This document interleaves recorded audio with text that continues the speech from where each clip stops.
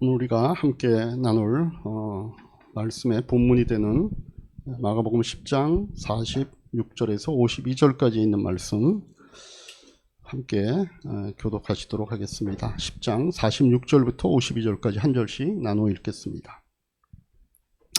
그들은 여리고에 갔다. 예수께서 제자들과 큰 무리와 함께 여리고를 떠나실 때에 디메오의 아들 바디메오라는 눈먼 거지가 길가에 앉아 있다가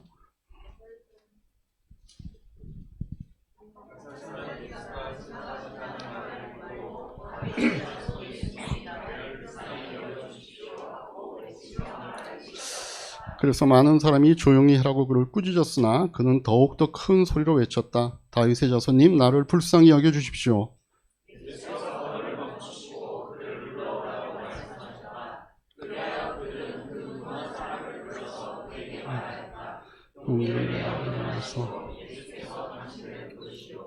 그는 자기의 겉옷을 벗어 던지고 벌떡 일어나서 예수께로 왔다.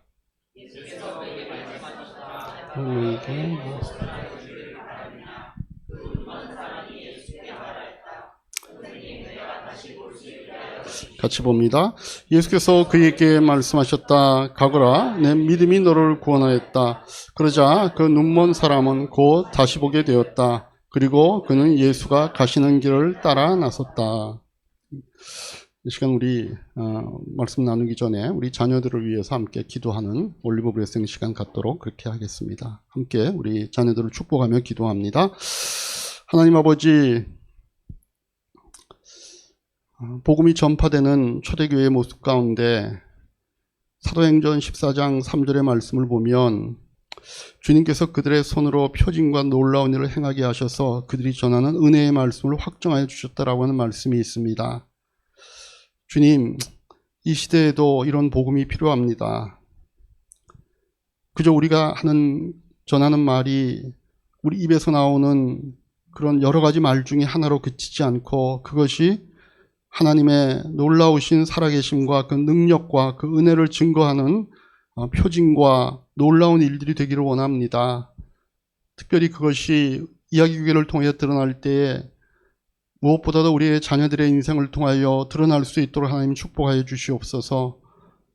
하나님, 아이니와 성재, 또 지원이와 수연이, 승현이와 윤이와 윤선이, 호원이와 기원이의 삶 가운데 하나님 꼭 그렇게 역사하셔서 우리 자녀들이 하는 말을 통하여 많은 사람들이 하나님의 능력과 은혜와 그 사랑을 체험할 수 있도록 축복하여 주시옵소서. 예수님의 이름으로 기도하옵나이다. 아멘. 자녀들 위해서 이동하시면 되겠는데 오늘 자녀들은 프리하게 이 시간 우리 다시 한번 앞뒤 옆에 분들 보시면서 하늘복으로 축복하시겠습니다. 하늘복 많이 받으십시오.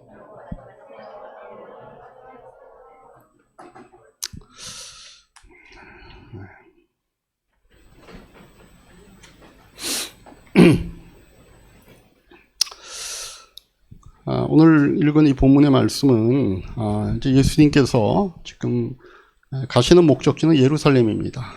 근데 예루살렘으로 가려면 그 시대에는 이 여리고라고 하는 것을 거쳐서 가는 것이 아마 일상적인 루트였던 것 같습니다.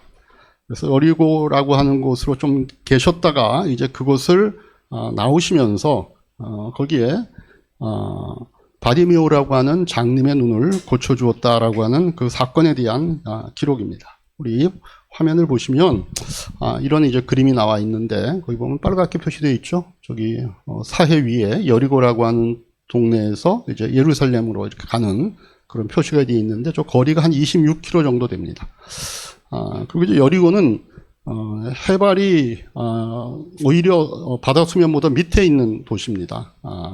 밑으로 한 250m 정도 더 해수면보다 낮은 도시고 예루살렘은 한 760m 정도 돼서 상당히 이렇게 고지대에 있는 도시입니다. 그래서 여리고에서 예루살렘으로 가려고 그러면은 계속 이렇게 오르막길을 올라서 아마 가야 됐던 것 같습니다. 그러니까 그 예루살렘이 지금 우리 그 기준으로 보면 남산이 한 3배 정도, 그리고 우리가 보통 북한산이 한 이제 800고지 정도 되니까 그 북한산 높이보다 조금 높은 뭐 이런 높이를 향해서 간다. 그래서 예수님이 하셨던 그 비유 가운데 선한 사마리안 비유에서도 보면 예루살렘에서 여리고로 내려가다라고 하는 말이 나오는 게 이게 내리막이기 때문에 그렇습니다. 그래서 그런 여러분들에게 이런 지도로 보여주는 거든 이유는 좀 그런 걸 머릿속에 입체적으로 상상하라는 겁니다. 너무 평면적으로 예루살렘이 여리고에서 예루살렘을 갔구나 그러지 말고 약간은 뭐 여러분들이 다 그려볼 수는 없지만 나중에 우리 전교인 이제 성지순례 이런 거 한번 가면 소망을 가집시다. 소망을 가집시다. 그러면 이게 여리고구나. 이제 예루살렘을 향해서 우리가 가는구나. 이런 걸 좀 입체적으로 알 수 있을 텐데 지금은 그렇지 못하니까 우리가 지도를 보면서 그렇게 한번 생각을 하면서 이제 보시자는 겁니다. 그래서 이제 그런 배경 하에서 우리가 이 본문을 보는 겁니다. 근데 지금 이 본문은요, 예수님의 여러 가지 치유 사건 중에 이제 마가복음에서는 마지막으로 나오는 치유 사건입니다. 자, 46절 우리가 다시 한번 보면 그들은 여리고에 갔다. 예수께서 제자들과 큰 무리와 함께 여리고를 떠나실 때에 디모의 아들 바디메오라는 눈먼 거지가 길가에 앉아 있다가 나사렛 사람 예수가 지나간다는 말을 듣고 다윗의 자손 예수님 나를 불쌍히 여기십시오 하고 외치며 말하기 시작했다. 그렇게 되어 있습니다. 아까 말씀드린 것처럼 이 여리고와 예루살렘으로 가는 어떤 그런 공식적인 통로 중에 하나였으니까 특별히 유태인들은 1년에 꼭 그 정해진 절기마다 가서 예루살렘을 방문해야 됐잖아요. 그러니까 예수님이 이때가 이제 6월절이 가까웠기 때문에 지금 많은 사람들이 여리고를 통해서 예루살렘으로 가고 있는 중입니다. 그러니까 이때가 누구들에게 대목이에요? 거지들에게 대목입니다. 사람이 많이 있으니까 그래가지고 거지들도 이런 많은 사람들을 목표로 해갖고 이게 구걸 행각을 벌이고 있었던 것 같습니다. 거기에 이제 바디메오라고 하는 사람도 있었다라고 하는 것이죠. 근데 이 사람이 이제 막 예수님 나를 불쌍히 해주십시오 이렇게 얘기하니까 그 다음 48절부터 우리 한 절씩 52절까지 보십시다. 그래서 많은 사람이 조용히 하라고 그를 꾸짖었으나 그는 더욱더 큰 소리로 외쳤다. 다윗의 자손님 나를 불쌍히 여겨 주십시오.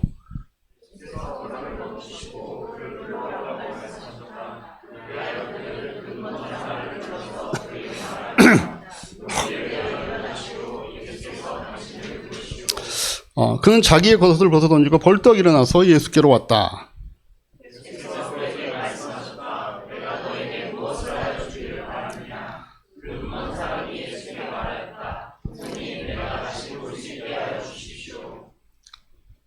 예수께서 그에게 말씀하셨다. 가거라. 내 믿음이 너를 구원하였다. 그러자 그 눈먼 사람은 곧 다시 보게 되었다. 그리고 그는 예수가 가시는 길을 따라 나섰다. 이렇게 되어 있습니다. 예수님도 고쳐주신 사람 이름이 나오죠. 누구라고요? 네, 바디메오. 여러분, 예수님께서 우리가 성경을 보면 예수님이 치유하신 사람이 많습니다. 근데 그 가운데 그 사람이 누군가라고 하는 이름을 명기하는 적이 별로 없습니다. 아마 마가복음에서 거의 유일한 사람이 아닌가 이런 이제 우리가 생각을 할 수 있는데 아마도 마가가 이 마가복음을 쓸 당시에는 이미 이 사후경 바디메오가 초대교회 내에서 이름만 대면 알만한 그런 일꾼으로 성장해 있지 않나 싶습니다. 그러니까 얘기해도 사람들이 아는 거죠. 맞아. 당신이잖아. 이렇게 얘기할 수 있으니까. 그래서 아마 이분이 초대교회 그 당시에 뭐 집사님이 됐는지 아니면 뭐 장로님이 됐는지 우리가 알 수는 없지만, 모든 사람이 알만한 사람이 되어 있으니까 바디메오라고 하는 이름을 명기해도 아마 되었던 것 같습니다. 근데 이 사람이 이제 장님이었잖아요. 그러니까 생활을 유지할 수가 없는 겁니다. 그러니까 유일하게 한 게 뭐예요? 아까처럼 이제 구걸 행각을 하는 거예요. 근데 이분이 예수님을 만나서 이제 눈을 뜨게 됐다는 겁니다. 그런데 예수님께서 이 바디메오의 눈을 뜨게 해주셨을 때 52절에 보니까 뭐라고 말씀하셔요? 가거라, 너의 믿음이 너를 구원하였다 이렇게 얘기합니다. 그러니까 이게 무슨 말씀이겠어요? 바디메오의 눈을 뜨게 하신 분은 예수님이십니다. 그러나 바디메오 자신도 자신의 눈을 뜨는 데 있어서 어떤 역할을 했다라고 하는 사실을 예수님께서 여기서 우리가 알 수 있죠. 그죠? 그러니까 바디메오의 눈이 뜨게 되어진 것은 예수님의 능력 플러스 바디메오의 믿음이 함께 역사한 것입니다. 그래서 바디메오가 눈을 뜬 이런 기적을 체험했구나 하는 것도 우리가 알 수 있죠. 자, 그러면 오늘 과연 바디메오의 어떤 믿음이 예수님께서 너의 믿음이 너를 구원하였다라고 하는 이런 말을 들을 수 있도록 했을까? 궁금하잖아요. 도대체 바디메오의 어떤 믿음이길래 그 믿음 때문에 예수님께서 바디메오의 눈을 뜨게 해줄 수 있었을까? 어떻게 하면 그래서 우리도 바디메오처럼 그런 하나님의 능력을 체험하고 기도의 응답을 받는 그런 믿음을 우리가 소유할 수 있을까라고 하는 그런 마음으로 오늘 여러분과 함께 이 말씀을 좀 나누려고 합니다. 첫 번째, 우리가 이 바디메오처럼 하나님의 능력을 체험하고 기도의 응답을 받기 위해서는요, 기대를 가져야 합니다. 따라합시다. 기대를 갖자. 네. 자, 보세요. 예수님이 이제 오신다는 소식을 듣고 바디메오가 뭐라 그랬습니까? 예수님 보러 다윗의 아들이여 이렇게 불렀습니다. 그죠? 다윗의 자손 예수님 나라를 불쌍히 하셨으며 이렇게 외칠 때에 바디메오가 정말 예수님께서 구약에서 예언된 그 바로 메시아다라고 하는 걸 얼마나 이해했는지는 잘 몰라요. 지금 우리가 아는 식 정도로까지 그런 풍부한 지식을 갖고 얘기했는지 아니면 그냥 그 당시 어떤 마음을 갖고 그 얘기했는지 모르지만 어쨌든 바디메오가 믿고 있는 거는 이 예수님께서 뭔가 나를 고칠 수 있는 분이시겠다라고 하는 그 마음은 분명했던 것 같아요. 그가 지식적으로 얼마나 많은 그 당시에 바리새인들이나 종교인들이 갖고 있을 만큼 또는 예수님과 많이 만나서 예수님에 대해서 많은 지식을 쌓았던 예수님의 제자들만큼 예수님이 구약에서 예언된 메시아 다윗의 자손이다라고 하는 것에 대해서 얼마나 많이 알고 있는지 모르지만 분명한 것은 바디메오의 마음 가운데 예수님은 뭔가 나를 고칠 수 있는 분이시다. 나의 눈을 뜨게 해줄 수 있는 분이시다. 이런 기대가 있었던 것은 분명하다는 겁니다. 그렇기 때문에 바디메오가 그런 많은 군중 사이에서 눈이 보이지 않음에도 불구하고 예수님이 지나간다는 소식을 듣고 나서는 막 소리치고 악을 썼던 겁니다. 사람들이 아니야 좀 조용히 해 떠들지 마 시끄러워 안 돼 이렇게 막 말렸는데도 불구하고 제지했는데도 불구하고 끝까지 그가 소리를 지를 수 있던 이유는 그런 기대감이 있었기 때문인 거예요. 그래서 여러분 우리가 하나님의 능력을 체험하고 좀 기도의 응답을 받으려면 우리에게 기대가 있어야 됩니다. 물론 내가 원하는 대로 내가 기도하는 대로 꼭 이루어질 거다는 이런 기대를 말하는 게 아닙니다. 왜냐하면 여러분 우리가 신앙생활하면서 기도한 대로 이미 안 된 적이 많잖아요. 여러분 기도한 대로 다 됐습니까? 우리가 기도한 대로 안 됐다는 그런 경험들이 이게 있어요. 그러나 여기서 말씀하는 그 기대는 뭔가 하면 적어도 우리가 기도할 때 내가 기도한 그대로 되지는 않는다 할지라도 하나님께서는 내가 기도하면 절대 이거를 무시하지 않으리라는 그런 기대는 갖고 있어야 된다는 거예요. 그런 하나님이라는 사실에 대한 믿음이 있어야 된다는 겁니다. 하나님은 정말 무엇이든지 할 수 있는 분이시다. 그분은 능력자이시다. 그분은 나의 모든 것을 알고 계시다. 그래서 하나님이 나의 최선을 원하시고 나에게 최선을 주실 것이라고 하는 이런 기대감은 우리에게 있어야 된다는 겁니다. 여러분 응답받는 기도에는요 항상 그런 기대가 담겨 있는 거예요. 여러분 그렇게 기도하십니까? 여러분들 기도할 때 그냥 뭐 기도하라 그랬으니까 내 기도 제목이 이거야 딱 던지고 그냥 응답이 되든 말든 그래도 뭐 기도하는 거 안 하는 것보다 낫지 이런 식으로 그냥 던지고 마는 겁니까? 아닙니다. 기도할 때 우리가 물론 너무 힘들고 어려서 하소연하는 기도 우리가 해야 합니다. 어떨 때는 하나님과 이렇게 정말 친밀하게 대화하는 식의 그런 기도 해야 됩니다. 그러나 정말 우리가 하나님 앞에 뭔가를 받기를 원하신다면 그 기대를 갖고 하나님께서 내 기도를 절대 무시하지 않으시고 전지전능하신 그 하나님께서 내가 생각하지도 못한 그런 방법으로 나에게 최선을 주실 것이라는 이 기대를 갖고 기도하는 우리가 되어야 된다는 겁니다. 그래서 제가 지난주에 말씀드렸던 우리가 모든 기도의 제목을 감사로 기도하라 그랬잖아요. 왜요? 하나님은 반드시 우리에게 최선의 것으로 들어주실 거니까 미리 감사하는 기도로 하자는 거죠. 두 번째 우리가 이 바디메오처럼 하나님의 능력을 체험하고 기도 응답을 받기 위해서는요. 자기의 참된 소원이 뭔가를 알아야 돼요. 따라하십시다. 자기의 참된 소원이 무엇인가를 알아야 합니다. 이렇게 보면 예수님께서 치유하실 때 그런 비슷한 현상들이 있는데 여기 바디메오도 마찬가지예요. 예수님께서 바디메오에게 오라 그랬잖아요. 사람들이 막 제지하고 그랬지만 예수님께서 오라 그랬어요. 항상 보면 예수님 주변에서 예수님에게 도움이 필요한 사람이 오려 그러면 제자들이 막습니다. 군중들이 막습니다. 못 오게. 그럼 예수님께서 막 화를 내시면서 아니 오게 해 그래가지고 오잖아요. 근데 막상 오면 예수님께서 좀 곤란한 질문을 하셔요. 오늘 여기서도 마찬가지예요. 51절에 내가 너에게 뭘 해주길 원하느냐. 아니 눈 먼 사람이 지금 예수님께 도와달라 그러면 눈 뜨지 않은 거 아니에요? 예수님 그건 모르셔가지고 그런 말씀했을까요?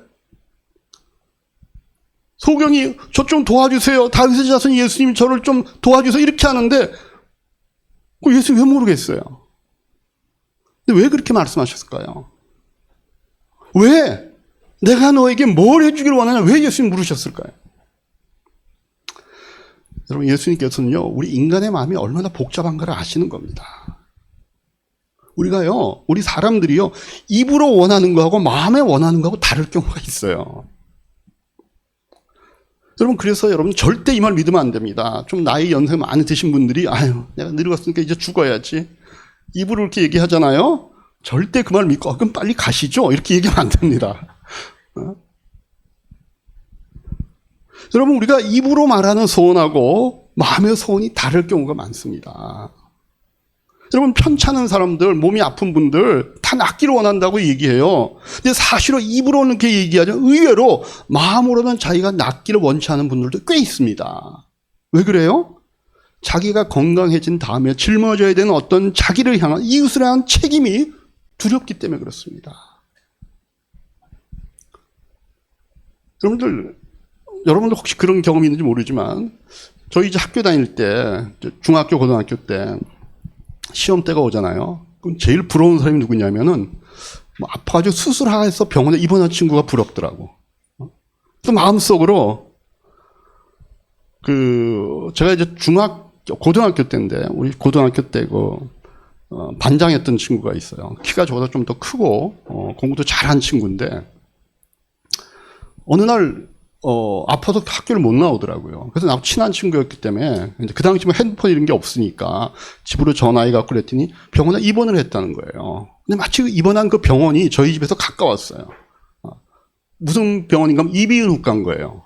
그때는 무슨 병원이 저는 내과하고 치과 이 정도만 알았지 이비인후과는 몰랐던 거예요. 그게 뭐 하는 데인지를.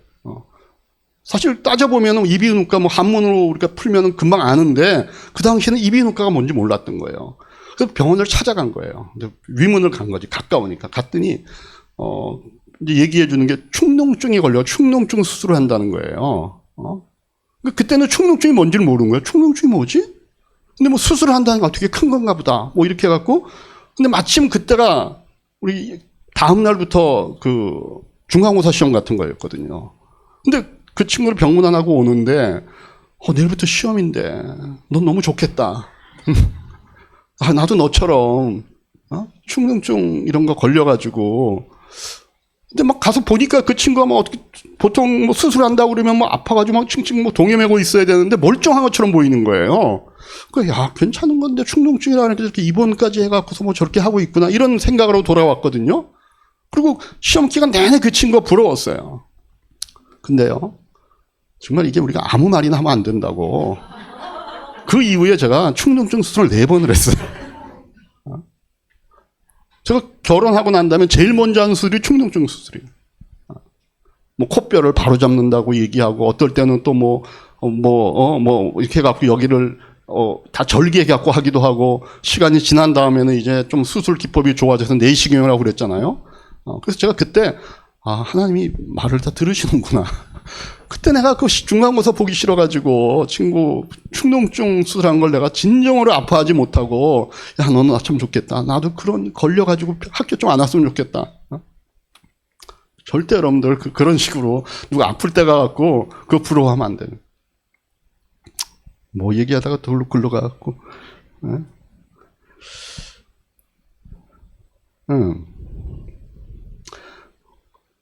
그러니까 아프기를 원할 때, 그죠? 빨리 안 낫기를 원하는 뭐예요? 자기가 낫고 난 다음에 시험도 치러야 되죠. 뭔가 책임져야 하는 일들이 있으니까, 난 빨리 낫고 싶어 얘기만 실제로 마음으로 안 낫기를 원하는 사람이 있다는 겁니다. 자기가 져야 되는 어떤 짐들에 대한 부담감이 있는 거예요. 여러분, 교회도 마찬가지입니다. 교회 부흥 원하지 않는 성도가 어디 있습니까? 우리 교회 부흥하기를 원해. 이렇게 얘기는 말로 해요. 그런데 마음속으로는 의외로 부흥하기를 원치 않는 분들도 있을 수 있어요. 성도들의 경우에는요, 많은 사람이 와가지고 가족적인 분위기가 깨쳐지는 게 싫은 겁니다. 그래서 의외로 작은 교회에 머물러있는 이유 중에 뜻밖의 이유가 있어요. 우리끼리가 좋은 거예요. 서로 이렇게 가족 같은 분위기, 이게 좋은 거예요. 또 교회의 어떤 중직자 이상 리더 되는 분들은요, 그렇게 교회가 부흥돼서 사람이 많이 오면 자기의 영향력이 줄어드는 거에 대한 어떤 불안감이 있어요. 지금은 그래도 자기가 여기서 뭔가 어떤 역할을 하고 있는데 사람이 많아지면 뭔가 희석이 되잖아요. 나보다 더 잘하는 사람이 올 수도 있잖아요. 또 목사들의 경우에도요, 사람이 많이 늘면요, 이거 내가 어떻게 다 케어하지? 내가 그럼 목회할 수 있을까? 이런 불안감이 있어요. 그래서 입으로는 교회 부흥을 외치는데 실제로는 마음으로는 원치 않는 사람들이 꽤 있을 수 있다는 겁니다. 저는 부흥되기를 원합니다. 50명. 일단 50명. 그래서 말로는 우리가 뭔가 부흥이 되고 뭐가 잘 되기를 원하지만 마음속으로는 원치 않으니까 거기 무슨 전도의 동력이 나오겠어요. 그러니까 교회가 부흥하지 않고 계속 그 모습으로 있을 수가 있다는 겁니다. 여러분, 어떤 분들이 자매들이 이렇게 얘기해요. 우리 남편 구원하면 좋겠어요. 목사님, 우리 남편 구원 위해 기회 주도해 주세요. 입으로는 얘기했는데 실제로 마음으로 원치 않아요. 왜? 그 남편하고 교회까지 와서 같이 있는 게 싫은 거예요. 의외로 있어요. 내가 집에서도 맨날 보고 집에서도 나를 이렇게 구박하고 나를 힘들게 만드는데 이 사람이 교회까지 같이 다니면 얼마나 불편하고 힘들까? 그래서 그냥 형식적으로 우리 남편이 왜 기도해서 얘기하는데 남편과 함께 신앙생활 한다는 데 대한 부담감이 있는 거예요. 자녀들, 목사님 우리 자녀 예수 믿게 기도해 주세요. 저는 자녀 예수 잘 믿으면 좋겠어요. 입으로는 그렇게 얘기하는데 의외로 만약에 그렇게 돼서 자녀가 신앙적인 생활을 잘하면 얘가 혹시 세상에서 뒤처지지 않을까? 오히려 주일날 예배 나와야 되지. 학생 활동해야지. 이런 것 때문에 그가 갖고 있는 어떤 세상적인 역량이 줄어들지 않을까 이런 마음 때문에 입으로는 자기가 장로고 자기가 안수집사고 자기가 권사니까 이렇게 얘기는 해놨는데 실제로는 마음으로 원치 않는 거예요. 제가 실제로 예전 교회에서 봤어요. 열심히 걔네들은 나오는데 부모님들이 교회 생활 이렇게 열심히 하는데 그냥 예배만 드리고 와. 이렇게 얘기하는 분들이 있거든요. 그래서 여러분 정말 우리가 하나님께 응답받기 위해서는 내가 정말 소원해야 됩니다. 입으로가 아니라 정말 내 마음으로. 그래서 하나님께서 나에게 내가 너에게 뭘 해주기를 원하냐라고 물으셨을 때 주님께서 이거 해주면 좋겠어요 라고 정확하게 얘기할 수 있는 분명한 소원을 갖고 기도하셔야 돼요.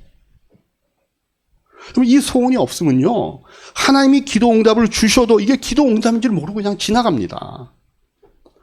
그래서 기도의 체험이 쌓이지 않아요. 그러니까 문제는 늘 같은 식으로만 반응하는 겁니다. 문제가 늘 불안과 염려와 걱정과 이런 것들이 앞서는. 왜? 기도 응답에 대한 정확한 것들이 자기에게 쌓인 것이 없어요. 그러니까 문제는 늘 문제로만 있는 거예요. 그런 분들이요, 신앙에 힘이 없습니다. 자기가 뭘 원하는지 그래서 분명히 알고 기도할 필요가 있습니다. 세 번째, 우리가 하나님의 능력 체험하고 기도 응답 받기 위해서는요, 끈질겨야 됩니다. 따라합시다. 끈질겨야 된다. 자, 보세요.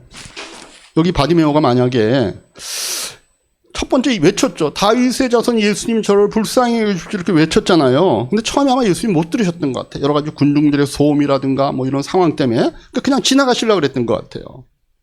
그러니까 바디메오가 만약에 첫 번째 그래 놓고 외쳤는데 아무런 반응이 없어. 계속해서 사람들 떠드는 소리만 들려. 그러면 이제 감각적으로 소경들이 다른 감각이 발달하잖아요. 그러니까 그냥 눈으로는 안 보이지만 그 분위기상으로 보니까 에이 지나가셨나 보다. 이렇게 하고 그냥 주저앉았으면 눈 못 떴습니다. 또 주변의 사람들이 야 좀 조용히 해. 지금 네가 떠들 때가 아니야. 막 이렇게 막 핀잔을 주고 그랬을 때 이 사람이 에이 그렇지. 이렇게 하고 주저앉았으면 눈 못 떴습니다. 근데 바디메오는 어떻게 했어요? 끝까지 외친 거예요. 다윗의 자손 예수님, 나를 불쌍히 여겨주십시오. 끈질김에 눈을 뜬 겁니다. 여러분, 우리가 하나님의 능력 체험하고 기도 응답 받기 위해서 분명한 소원을 갖고 끈질기게 기도할 수 있어야 합니다.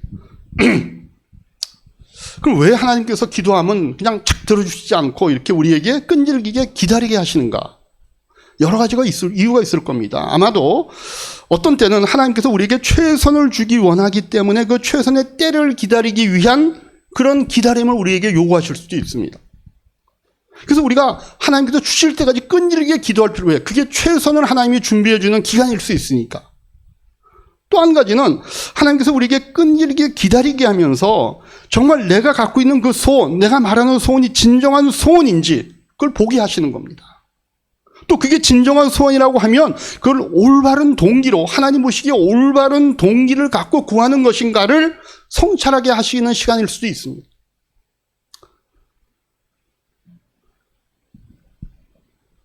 그래서 우리로 하여금 올바른 기도의 제목을 갖고 기도하러 가는 시간으로 기다리게 하시는 겁니다. 여러분, 우리가 정말 내가 이 기도는 정말 하나님 앞에 하나님 꼭 들어주셔야 분명한 기도의 제목입니다. 이걸 갖고 끈질기게 기도했는데도 응답이 안 되는 경우들이 있습니다. 그럼 우리는 어떻게 해요? 살펴보게 되죠. 내가 지금 이렇게 열심히 기도하고 오랫동안 기도했는데 왜 이게 안 이루어질까? 그걸 성찰하면서 정말 하나님이 그러면 진짜 원하시는 게 뭐지를 우리가 찾아보려고 합니다. 근데 이거는 다 계속 기도하고 있는 가운데 이루어지는 것들이지, 그냥 기도하다 말면은 거기까지 진도가 안 나갑니다. 아니, 기도했는데 왜 안 되지? 아니, 그럼 말지 뭐. 아닌가 보다. 그러니까 늘 제대로 된 기도의 제목을 갖고 기도하는 게 아니라 그냥 늘 나의 소원, 나의 아쉬움, 나의 희망만을 갖고 기도하다가 안 되네? 그렇게 하고 돌아서는 겁니다. 그러니까 그런 식으로 끝나니까 기도에 대한 경험은 실패의 경험밖에 없는 거예요. 기도해도 안 되는데 뭐. 네? 그래서 여러분들 제대로 된 기도의 제목을 여러분들이 가지려면 끈질기게 기도하면서 기도의 제목에 대해서 계속 성찰할 수 있는 시간이 필요할 수도 있습니다. 또 어떤 경우에 왜 하나님께서 우리에게 그 끈질기게 기도할 시간을 요청하시는가 하면은 기도 응답을 막는 어떤 요소들을 제거하기 위해서 이런 시간이 필요할 수 있다는 겁니다. 어떤 영적인 걸림돌들이 있어요. 그래서 이걸 끈질기게 기도해서 우리가 그걸 돌파하고 극복해야 될 필요가 있는 겁니다. 그래서 우리가 문제 있을 때 어떻게 해요? 혼자만 기도하지 않고 목장에서도 나누고 어떨 때는 세ገብ줄에서도 나누고 어떨 때는 금식 기도도 하고 이렇게 하는 이유가 뭐예요? 기도 응답을 받는 어떤 영적 장애물들이 있는데 이걸 극복하고 돌파하기 위해서 그렇게 하는 겁니다. 혼자만으로 안 되는 거예요. 보통식의 기도만으로 안 될 수가 있는 거예요. 여러분, 구약에 다니엘서에 보면 참 흥미로운 그런 기사가 나오잖아요. 다니엘서 10장 12절 13절 한번 보시죠. 다니엘서, 그리고 길지 않으니까 그냥 같이 한번 읽겠습니다. 시작. 그가 내게 말하였다. 다니엘아, 두려워하지 말아라. 내가 이 일을 깨달으려고 하나님 앞에서 스스로 겸손하여지기로 결심한 그 첫날부터 하나님은 내가 간구한 말을 들으셨다. 내가 간구하는 말에 응답하려고 내가 왔다. 그러나 페르시아 왕국의 천사장이 20하루 동안 내 앞을 막았다. 내가 페르시아에 홀로 남아 있었으므로 천사장 가운데 하나인 미카엘이 나를 도와주었다. 네. 다니엘이 하나님으로부터 어떤 기도 응답에 대한 계시를 받았어요. 그죠? 근데 이미 하나님께서는 여기에 대해서 응답해 주시기로 작정하고 그 기도를 들으시고 이미 어떤 일들을 시행하셨어요. 근데 다니엘 입장에서는 답이 안 오는 거예요. 왜? 3주가 20일이 지난 다음에 그 답이 오는 거예요. 근데 이 답을 갖고 온 천사가 말하기를 뭐라 그래요? 네가 기도하자마자 하나님께서 분명히 답을 주셨는데 내가 답을 갖고 오는데 페르시아의 수호신이 그 길을 막았기 때문에 내가 그와 싸움을 하고 내가 늦었다 이렇게 얘기하거든요. 이게 뭐 어떤 식으로 된 것들인지에 대해서 우리가 어떤 영적인 세계의 일이니까 정확하게 이걸 파악할 수는 없어도 뭔가 우리가 하나님 앞에 기도할 때 그 기도를 가로막는 영적인 장애물이 우리에게 있을 수 있는 거예요. 그래서 여러분, 우리가 끈질기게 기도하는 것은 하나님과의 문제가 아닙니다.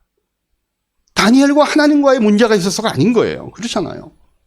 하나님은 우리가 기도할 때 하나님이 들으시고 거기에 대한 하나님의 답을 주시기로 하나님께서 원하시는 거예요. 그러나 뭔가 그것을 가로막는 내 안에 제거되어야 될 어떤 잘못된 영적인 장애물들이 우리에게 있는 거예요. 이걸 극복할 시간들이 필요한 거예요.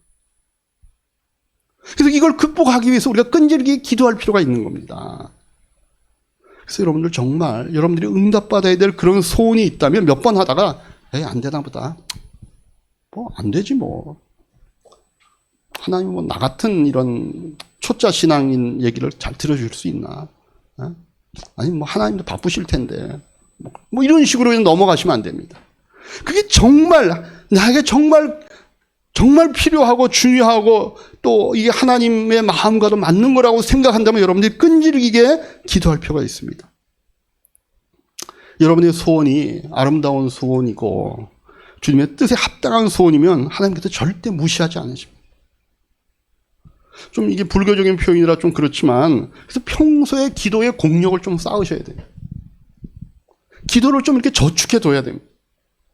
그게 쌓일 때 이것이 기도 응답을 막는 어떤 장애물의 요소들을 극복하는 힘이 거기서 생겨서 그걸 뛰어넘고 하나님의 응답이 자기에게 체험될 수 있는 날이 분명히 올 것이기 때문에 그렇습니다.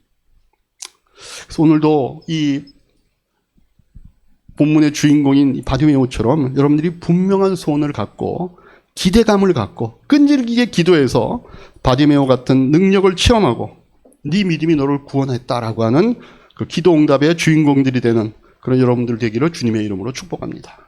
네, 기도하겠습니다.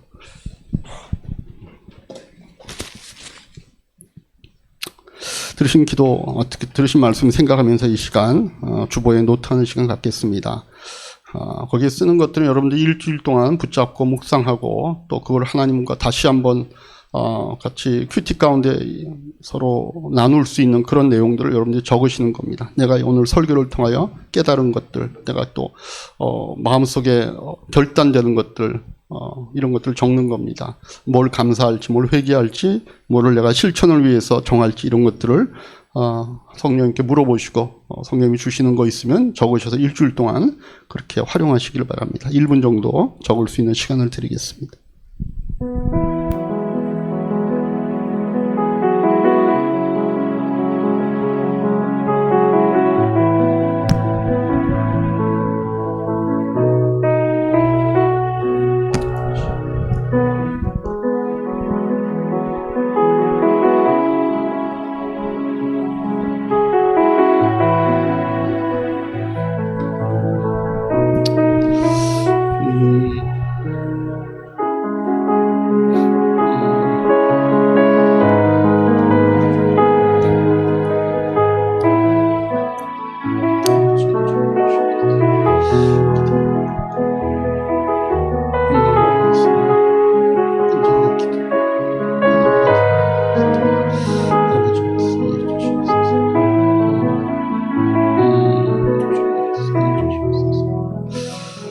적어놓으신 내용 갖고 우리가 다시 한 목소리로 이 시간 합심하여 기도합니다.